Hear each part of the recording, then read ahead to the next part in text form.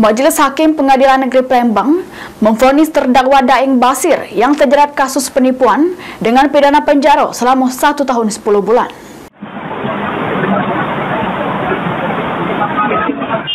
Daeng Basir terdakwa kasus penipuan terhadap korban Heri ini jalani persidangan di Pengadilan Negeri Palembang.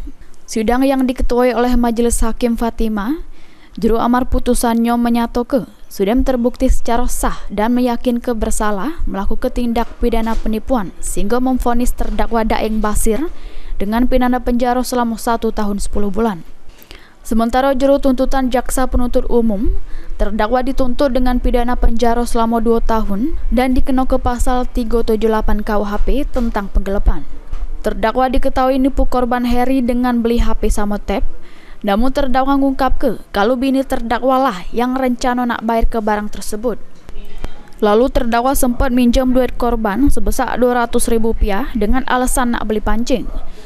Namun terdakwa malah hilang katik kabar sehingga korban lah yang ngaman ke terdakwa dan dibawa ke kantor polisi.